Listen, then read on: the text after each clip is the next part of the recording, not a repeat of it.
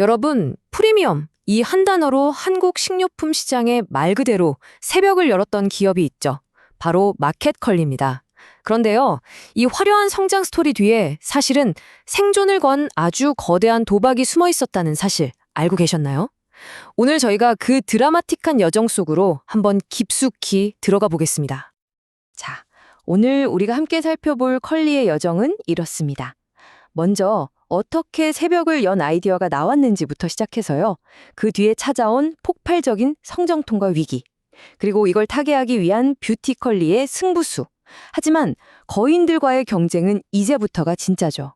과연 컬리의 다음 챕터는 어떻게 될지 같이 한번 따라가 보시죠. 네, 그럼 모든 것의 시작으로 돌아가 보겠습니다. 한 창업가의 정말 단순했지만 그래서 더 강력했던 그 질문에서부터 모든 이야기는 출발합니다. 바로 이 질문. 아니, 왜 밤에 신선식품을 주문해서 새벽에 받을 수는 없는 거지? 이게 모든 것의 시작이었어요. 당시 맥킨지나 골드만삭스 같은 곳에서 일하던 김스라 대표가 야근하고 집에 왔는데 냉장고가 통 비어 있었던 거죠. 그때 느꼈던 그 좌절감. 아니, 신선하게 장 보는 게 이렇게 사치인가? 하는 이 개인적인 불편함이 바로 컬리라는 혁신을 만들어낸 겁니다. 이 샛별 배송 콘셉트 시장에 나오자마자 정말 난리가 났습니다. 특히 바쁘게 일하는 맞벌이 부부들이 완전히 열광했죠. 자, 이 타임라인 한번 보세요. 2015년에 서울 강남에서 주구맣게 시작했던 게 불과 8년 만에 전국으로 쫙 퍼져 나갔습니다. 이건 뭐 말 그대로 시장의 판을 그냥 뒤집어 버린 거죠. 그런데 말이죠. 이렇게 회사가 무서운 속도로 커가는 동안에 그 이면을 들여다보면 그러니까 재무제표를 보면 전혀 다른 이야기가 쓰이고 있었습니다. 시장에서는 슬슬 컬리 뭔가 이상한데? 하는 컬리 위기설이 고개를 들기 시작했던 겁니다. 자, 이 위기설을 제대로 이해하려면요. 먼저 꼭 알아야 할 핵심 지표가 하나 있습니다. 바로 GMV, 우리말로는 총거래액이라고 하죠. 이게 뭐냐면 아주 간단하게 말해서 이 회사가 얼마나 장사를 많이 하고 있나, 얼마나 커지고 있나 이걸 가장 직접적으로 보여주는 숫자라고 보시면 됩니다. 자, 이 그래프를 한번 보실까요? 와, 이거 보면 정말 입이 떡 벌어집니다. 2018년에 2천억 원이었던 거래액이요. 단 5년 만에 무려 14배가 뛰어서 2조 8천억 원이 됐어요. 아니, 이 숫자만 놓고 보면 이건 뭐 누구도 막을 수 없는 로켓 성장세잖아요? 그런데 과연 정말 그랬을까요?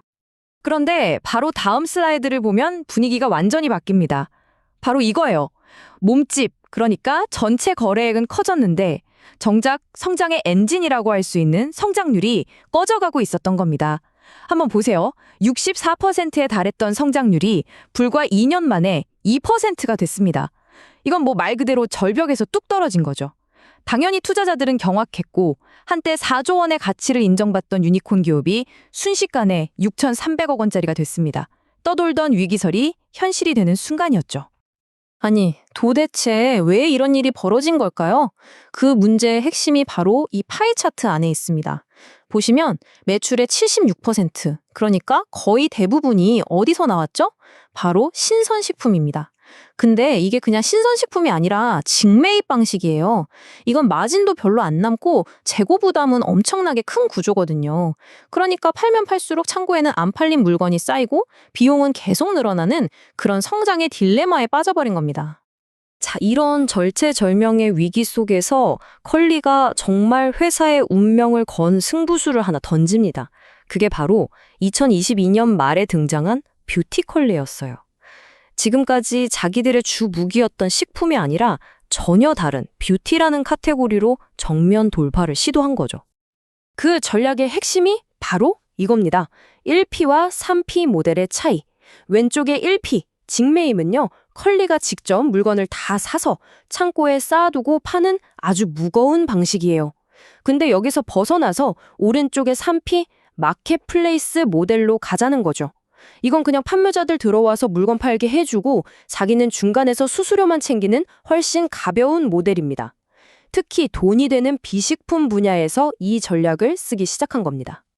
자, 그래서 결과는 어땠을까요? 한마디로 대박이었습니다.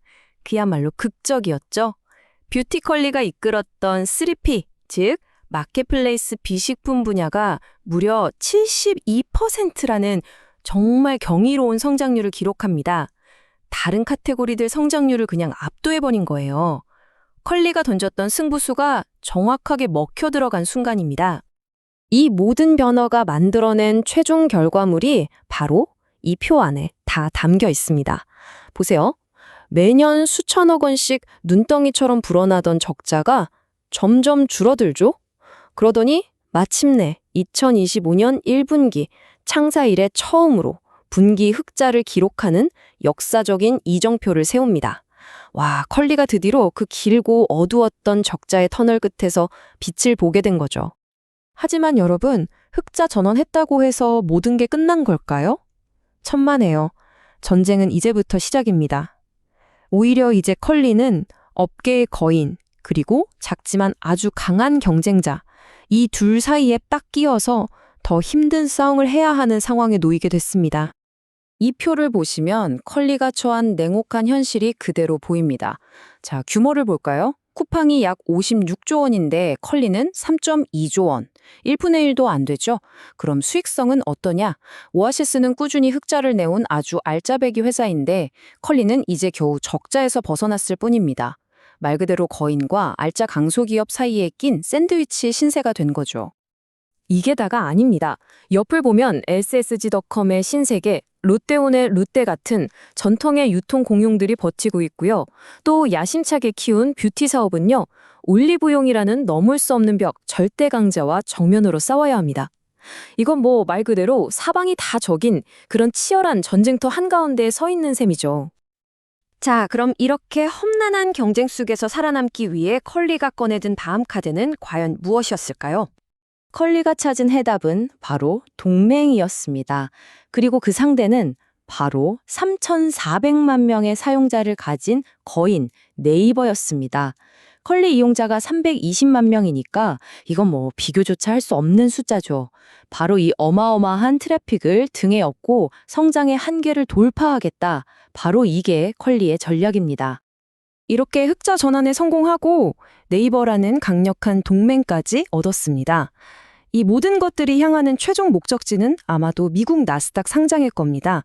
왜냐고요? 거대한 자본을 끌어와서 이 치열한 이커머스 전쟁에서 끝까지 살아남을 수 있는 든든한 실탄을 확보하려는 거죠. 이게 바로 컬리의 궁극적인 목표라고 할 수 있습니다. 자, 그래서 우리는 마지막 질문에 도달하게 됩니다. 컬리, 분명히 위기를 멋지게 극복했고 이제 네이버라는 정말 강력한 날개까지 달았어요. 하지만 지금까지 프리미엄이라는 자신만의 작은 성을 지키던 강자였잖아요. 여기서 한 단계 더 나아가서 저 거대한 쿠팡 제국을 위협하는 진정한 대항마가 될 수 있을까요?